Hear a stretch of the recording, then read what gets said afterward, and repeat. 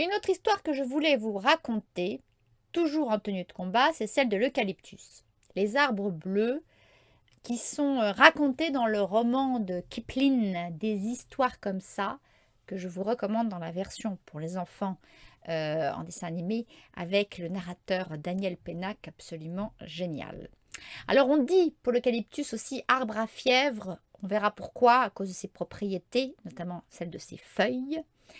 Juste un petit clin d'œil à nouveau au Brésil, qu'on a évoqué tout à l'heure avec l'histoire de l'EVA. Bien au Brésil, on plante des caoutchoucs, comme d'ailleurs des caoutchoucs. Oui, on en plante, on en plante. On plante des eucalyptus, tout comme dans beaucoup de régions du monde, au détriment de la forêt naturelle. L'eucalyptus, du coup, a mauvaise réputation parce qu'il a été effectivement installé un petit peu partout. Et puis, il a la propriété de ne pas être trop regardant. Ce qui fait qu'il s'adapte très bien à de nombreux climats et à de nombreuses conditions. Cependant, son origine, eh bien, elle vient de Tasmanie. C'est-à-dire que nous avons en forêt australienne, et plus spécifiquement sur cette île de la Tasmanie, la quasi-totalité de toutes les espèces d'eucalyptus, en tout cas, originairement, elles ne se trouvaient que là. Et je crois qu'en termes d'espèces, c'est plus de 300. Alors, il y a une histoire mythique de l'invention de l'eucalyptus, justement, pour qu'il se retrouve si loin, et voilà. C'est une histoire de lancer, puisque un chef aborigène étant décédé, il a fallu trouver son successeur et pour cela, on a demandé aux guerriers de lancer le plus loin possible leur lance. Celui qui gagne, eh bien, c'est celui qui va le plus loin. Alors, celui qui a gagné, il s'appelle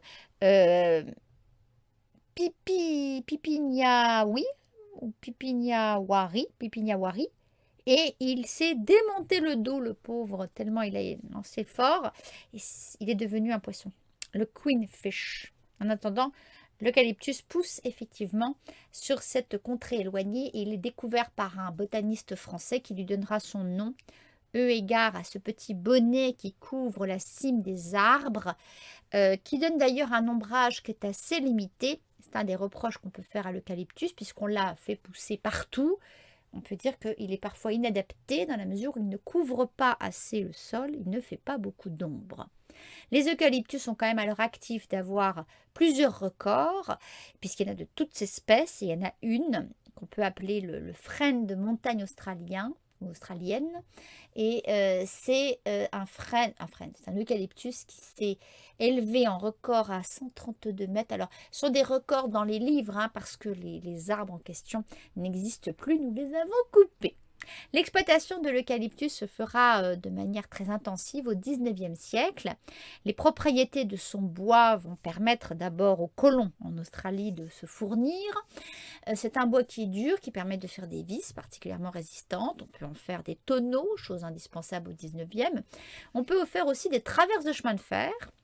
Autant de nécessités industrielles d'ailleurs, des poteaux de télégraphe, encore une fois fort utiles, et les Anglais ne seront pas en reste puisqu'ils vont paver leur rue avec de l'eucalyptus.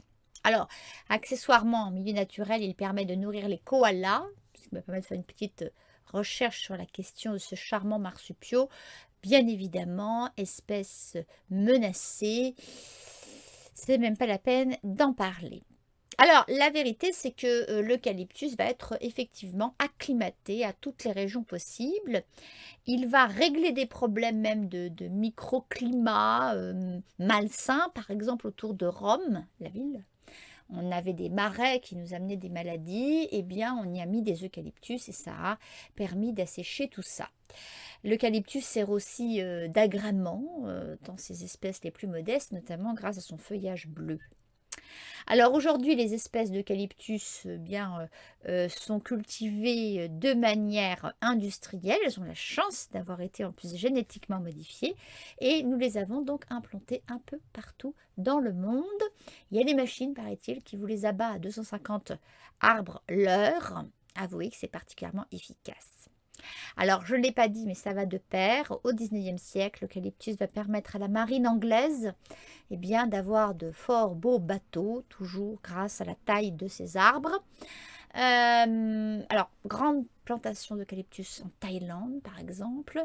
Et puis la région d'origine, d'après les spécialistes, eh bien, serait celle qui aujourd'hui se trouve être dépossédée de ces beaux arbres, puisque l'Australie, faisant fi de la protection naturelle, étant donnée à la réserve naturelle en Tasmanie, pardon, a demandé en 2014 que l'on coupe les arbres.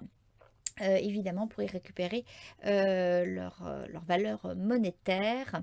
Peut-être à terme, n'y aura-t-il plus d'eucalyptus dans la région d'origine de cet arbre qui, je le rappelle, comprend plus de 300 espèces différentes ou sous-espèces. Juste aussi d'un point de vue botanique, il y a une originalité de l'eucalyptus que je n'ai pas illustrée, c'est que morphologiquement, il change selon son âge, notamment la forme de ses feuilles change. Je crois que c'est un cas assez rare en la matière, mais je ne suis pas spécialiste. Voilà donc pour quelques mots sur la découverte, l'exploitation de l'eucalyptus.